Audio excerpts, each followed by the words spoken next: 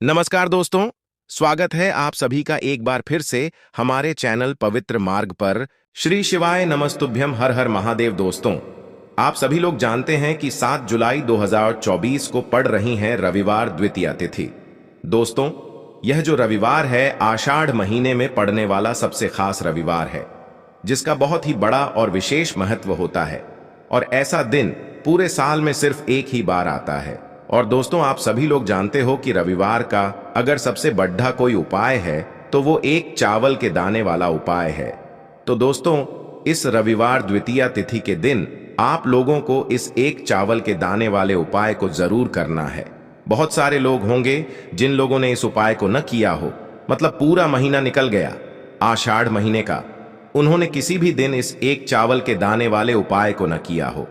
पर दोस्तों, आपके पास एक आखिरी मौका बचा हुआ है, जो कि 6 जुलाई के दिन। तो इस दिन आप लोगों को इस वाले उपाय को जरूर कर लेना है। भले ही आपने पूरे महीने भर इस उपाय को न किया हो, पर अगर आपने इस आषाढ़ महीने के रविवार के दिन अगर इस वाले उपाय को कर लिया, तो आपको इस उपाय को करने का वो फल मिलेगा जिसकी आपने कभी कल्पना भी नहीं करी होगी। इसीलिए आप लोग इस वाले उपाय को एक बार जरूर कर लेना, ताकि आप लोगों के हाथ से यह मौका न जा सके और आपको इस उपाय को करने का फल मिल सके। दोस्तों, यह उपाय पंडित जी ने अपनी अभी की ही शिव महापुराण की कथा में बताया है, जिस उपाय को आज हम आपको बहुत अच्छे से समझाने वाले हैं। इस वीडियो को देखने के बाद इस उपाय को समझने के लिए आपको कोई और वीडियो को देखने की जरूरत नहीं पड़ेगी। तो चलिए दोस्तों, उपाय को शुरू करते हैं। देखिए, यह इस आषाढ़ महीने के रविवार के दिन यह इतना खास होता है, इतना महत्वपूर्ण होता है। देखा है कभी कभी बड़े बड़े पूजा पाठ अनुष्ठान से जो मनोकामना पूर्ण नहीं होते, वो आषाढ़ महीने के दिन एक छोटे से उपाय करने से ही आपकी मनोकामना पूर्ण हो जाती है। और बहुत सारे लोगों ने इस उपाय को किया भी है और उनको इस उपाय को करने का फल भी जरूर मिला है। अगर आप लोग भी इस उपाय को करना चाहते हैं तो आप इस उपाय को पहले अच्छे से समझ लेना, सुन लेना, उसके बाद करना। आपको इस उपाय का फल जरूर मिलेगा। और इस उपाय को कर लेने से आपके घर में चाहे किसी भी प्रकार की दुख और समस्या क्यों ना चल रही हो, आपको उसका कारण भी नहीं पता है कि भाई यह समस्या किस कारण से चल रही है।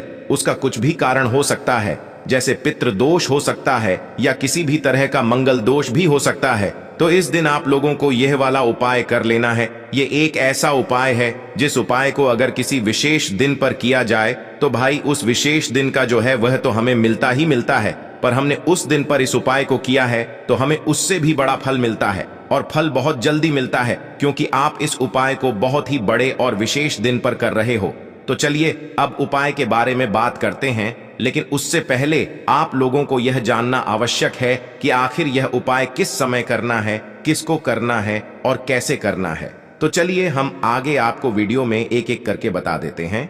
लेकिन उससे पहले अगर आप लोग हमारे चैनल पर नए हैं तो हमारे चैनल को सब्सक्राइब कर लेना और इस वीडियो को लाइक करके कमेंट बॉक्स में श्री शिवाय नमस्तुभ्यम ओम नमः शिवाय जरूर टाइप कर देना।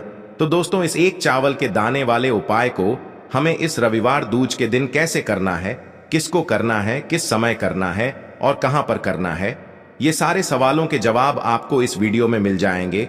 और जो ये वीडियो देखेगा भाई, उसको एक चावल के दाने वाला उपाय जरूर करना चाहिए, क्योंकि इस दिन एक चावल के दाने का भी बहुत ही बड़ा और विशेष महत्व होता है। और जब बात आ जाए एक चावल के दाने की, तो यह सोने पे सुहागा वाली बात हो जाती है और ये एक बहुत ही बड़ा उपाय हो जाता है इस रविवार दूज का। तो अब दोस्तों, इस एक चावल के दाने वाले उपाय को आखिर करना किसको है, सबसे पहले हम लोग वो बात जान लेते हैं। तो देखो, घर की जो बड़ी माताएं बहनें होती हैं, उन माताओं बहनों में से कोई भी एक बड़ी माता बहन इस वाले उपाय को कर सकती है।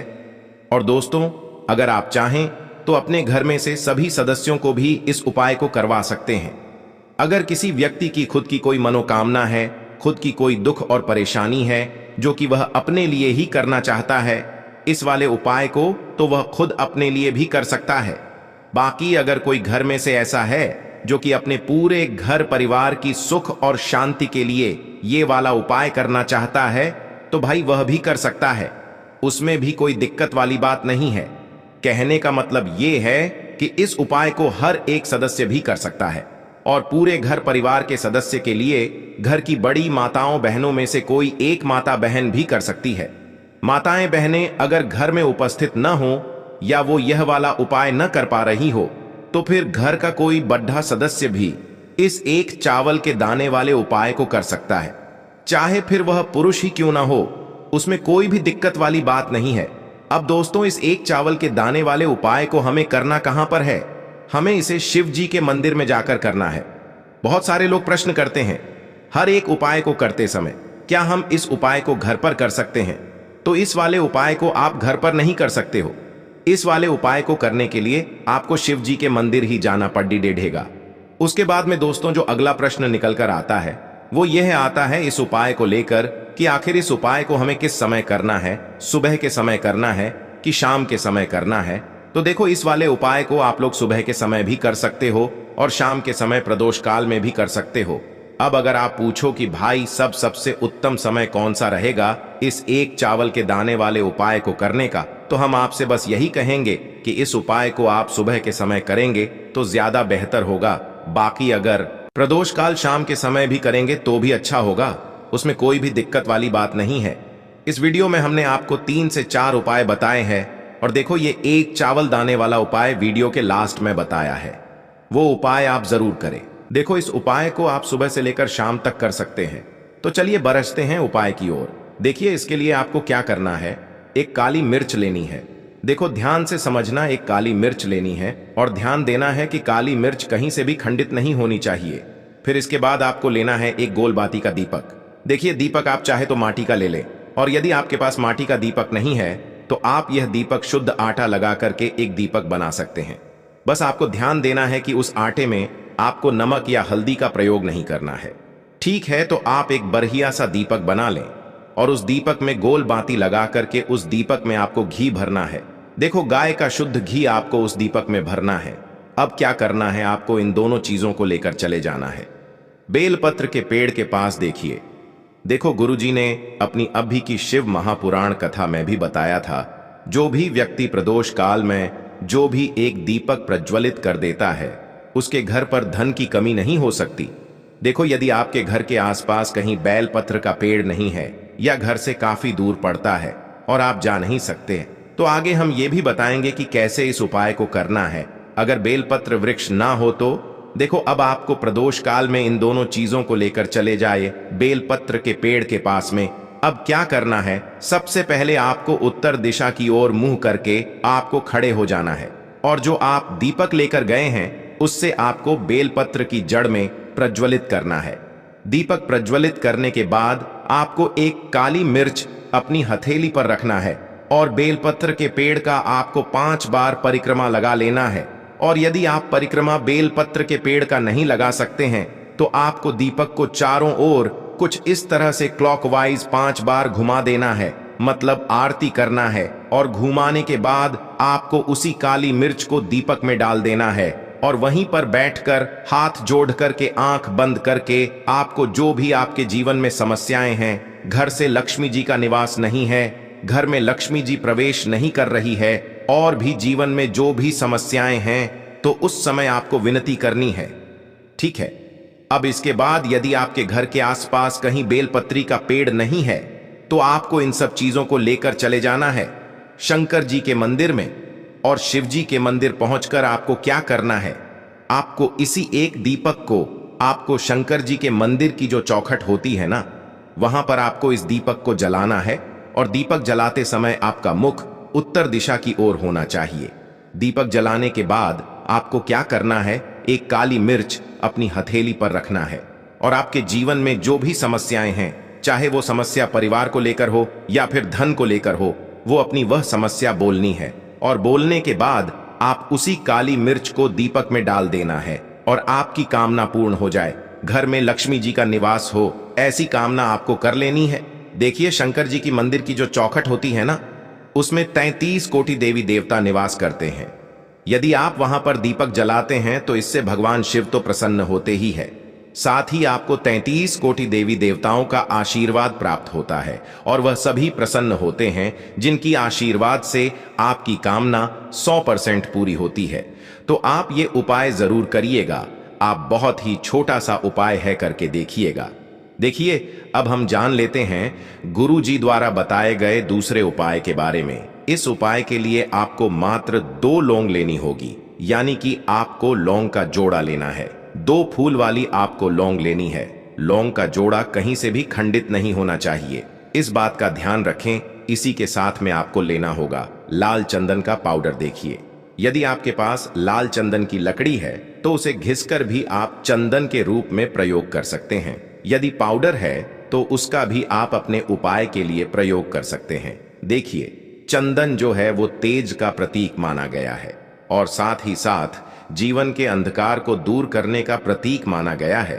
अब इसी के साथ में आपको मात्र 1 तांबे के पात्र के अंदर शुद्ध जल लेना होगा अपने घर से। अब दोस्तों, ये तीनों सामग्री लेकर के सीधे आपको पहुंच जाना होगा भगवान शिव के मंदिर में। देखिए, इसी के साथ में आपको एक गोल बाती का दीपक भी लेना होगा।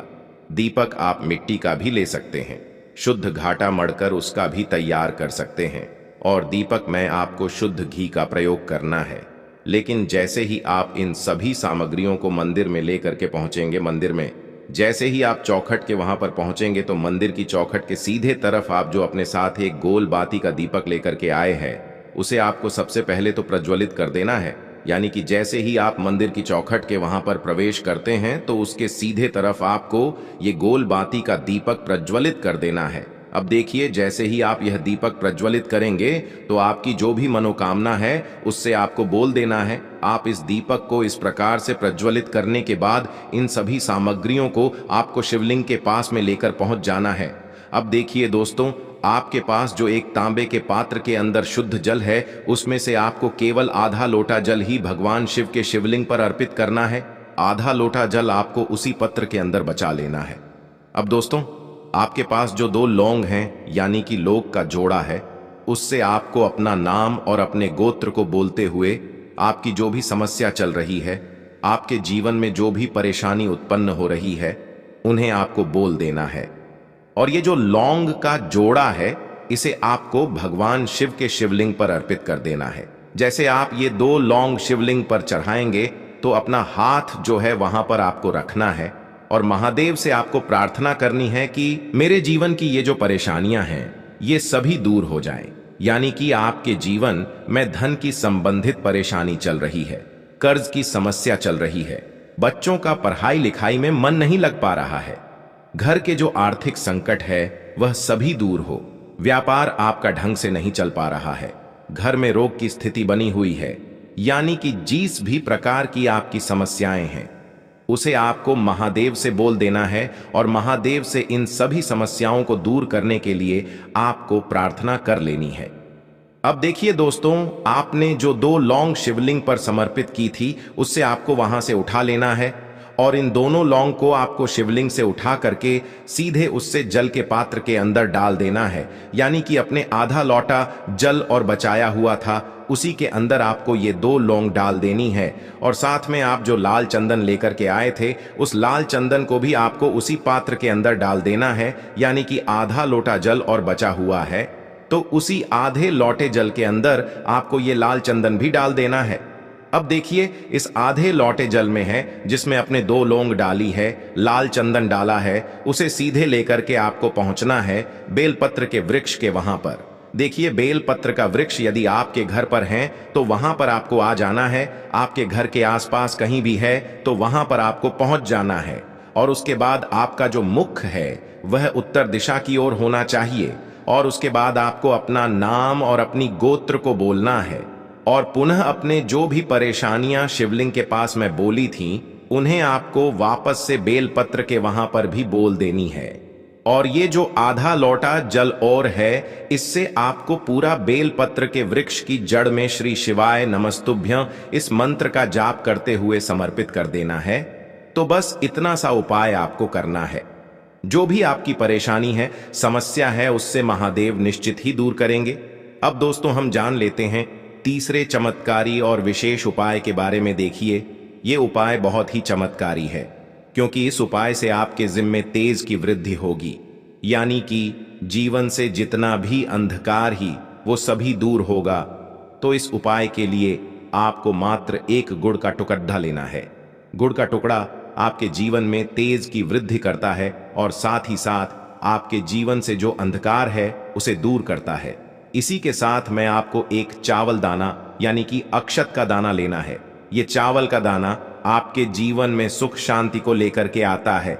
आपके जीवन में धन की जितनी भी परेशानियां हैं उन्हें समाप्त करता है। इसी के साथ मैं आपको मात्र एक हरा मूंग लेना है। हरा मूंग जो है वह बुध ग्रह को प्रसन्न करता है। देखिए, हरे मूंग का उपाय करने से बुध ग्रह मजबूत होता है और बुध ग्रह के मजबूत होने से बुद्धि, ज्ञान और विवेक की प्राप्ति होती है।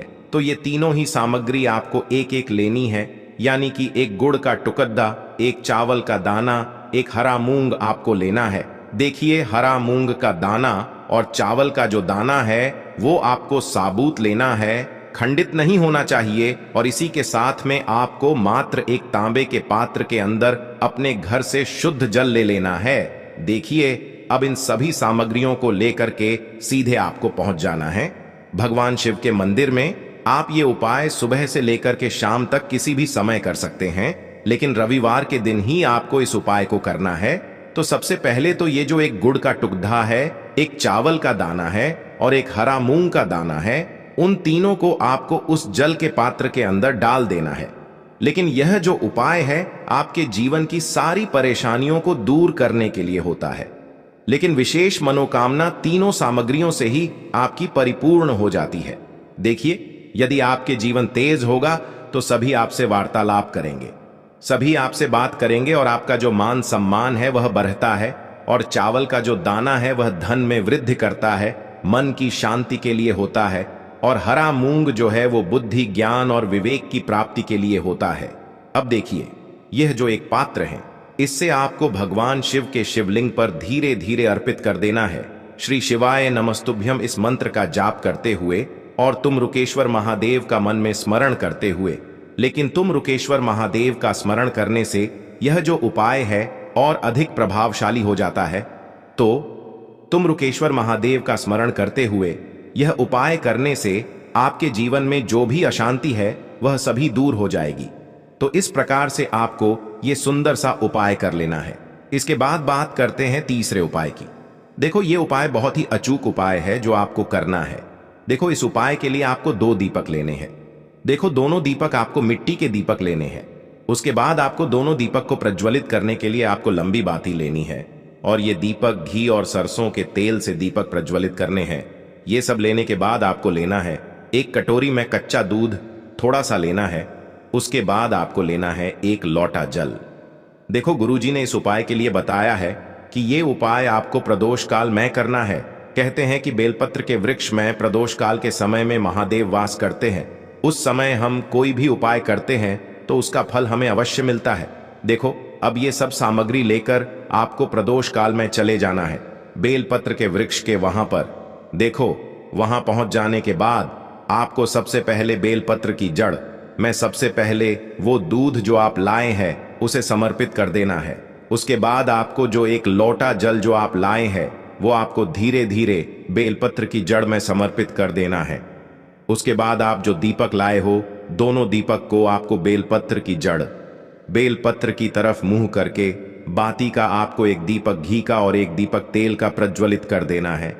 और आपकी जो भी मनोकामनाएं हैं वो महादेव को बोलना है। देखो, गुरुजी ने कहा रविवार के दिन पर बेलपत्र की जड़ में दीपक प्रज्वलित कर देता है, महादेव उसकी सभी मनोकामना पूरी कर देते हैं। देखिए दोस्तों, आज के इस वीडियो में हमने आपको रविवार के दिन किए जाने वाले 3 बहुत ही सुंदर से उपाय बताए हैं। जो भी आपके लिए उचित है, सरल है, उसे आप कर सकते हैं। यदि उपाय से जुड़ा किसी भी प्रकार का सवाल है तो कमेंट में पूछ लें। उपाय को करते